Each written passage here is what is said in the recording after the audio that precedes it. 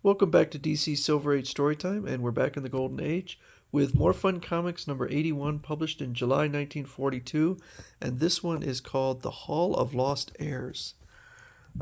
We now present a drama selected from letters mailed to us, The Case of the Vanished Violinist. The sound of music throbbed through a small New York flat one evening as Stanley Kovacs practiced steadily. And so we go to the flat of Stanley Kovacs, where he is with his sweetheart and I believe his fiancée, Irma. Beautiful, simply divine, Stanley dear. When Stronowski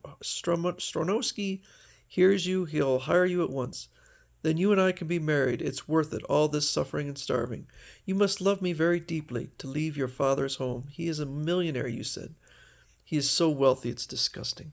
And the father, who apparently didn't approve of the wedding, said, "Come home, Stanley. Forgive my foolishness. Marry anyone you wish. Only never leave me again, Miss You." So I guess he passes away, and they're looking for his only heir using this radio program. That was my program. I'm handling the Kovacs estate. It's all been left to Stanley if I can ever find him. This program has a remarkable record. It has helped locate many missing heirs. So apparently the phone call has come in. Kent Nelson says, a little too prompt. He must have been sitting at the radio with a telephone in his hand. So they go and they meet this found heir to the Kovacs' fortune. I moved away for the sake of privacy. I wanted to be so good that I'd surprised Irma when I saw her again. And so he leaves. Kent Nelson says of the miraculous finding of Kovacs, the only difficulty is that man is not Stanley Kovacs. And so he argues that a violinist's left hand is calloused at the tips of the forefingers, where he holds the bow of the instrument. That man's hands were soft all over. Now, if you'll forgive me, I have some matters to attend to. And so we cut to this fellow here with a moon face. Another triumph for the clock, eh, Taggart? Dozens of heirs, dozens of fortunes in our grasp, scarcely any danger, but oh, what rewards, ha-ha. I make 'em look like the heirs, and you make 'em act like 'em, some combination. With my news clipping system, I can track down anyone. Since those scripts are prepared well in advance, I have time to kidnap those heirs and who have no relatives or close friends. So apparently all of these heirs that he is faking are at his place, but we never see them. Plug in on Stanley Kovac's room. So not the actual Stanley Kovac, the fake one. I want to see how we made out. So they turn the camera on him, but in comes Dr. Fate, who knows that this guy is not Stanley Kovacs. Men call me Fate, Dr. Fate. I came to find out where the real Stanley Kovacs is hidden. So the guy pulls out a gun, and Dr. Fate just socks him. Hunk, Gunner, quick, come down here, you idiots. On the run. Coming, Clock, we're running, we ain't walking. So he orders them to go take care of Dr. Fate. And apparently, so this is his building. This is the Clock's building. And I guess there must be a secret passage, because they come in through the fireplace. Got you. You boys ought to oil the soles of your shoes, too. They squeak. They're off, as the barber said as he cut the man's hair. So he just, as always, starts knocking him around. The one guy attempts to escape. Yeah, I gotta get away from him. 3 down, only 1 to go. And is he going? So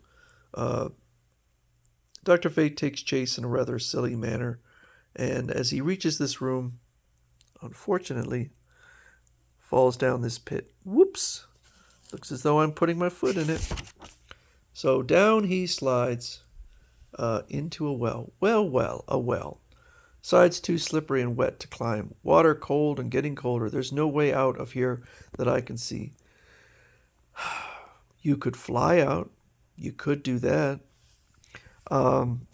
Something made him tumble to my little scheme. If he is wise, maybe that lawyer Bourne is too. In that case, I'll take care of him.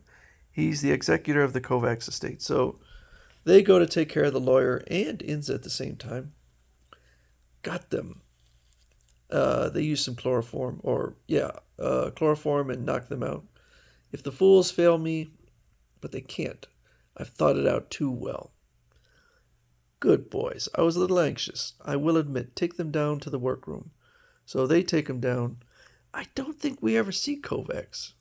Unless that's... No, that's not Kovacs. See, he's making up this other guy to look like the lawyer.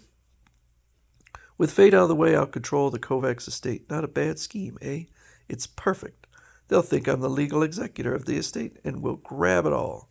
There's absolutely no hope. Not if he's telling the truth about fate, there isn't. Oh, so fate dives under the water and uses this water-soaked log, and then moves his way up the well, which I don't think would work, so that he can jam it against this faucet that's just in the wall, turns the water on, and so he can use the water to get out of the well. I don't know what kind of well has a faucet in it. Then he leaves. Now, I was confused before. Apparently whatever that building was, he's left it, even though these bricks in there seem to imply that he's still in there, but he's not. And he finds the clock's hideout. I think the art here is a bit lacking. Starts to beat everyone up. Things are starting to come your way. Let's all knuckle down to business for a few minutes. Ouch. Ooh. I'll have you out of here in no time. Whatever happened to you? Clock said you were in a well. All's well that ends well, isn't it, Clock? For you, yes. But how'd you find your way back here again? Most clocks in a clock store are set at 8:20, supposedly in memory of the hour when Abraham Lincoln died. I'm not sure that that's true. But your clocks weren't. I figured it was a false front, and I was right. Bah! Why didn't I know that? Yeah, your whole theme is a clock. You literally look like a clock, and apparently you didn't know that. But anyway, another not great Dr. Fate story, but the clock is one of the few villains in this era that will return.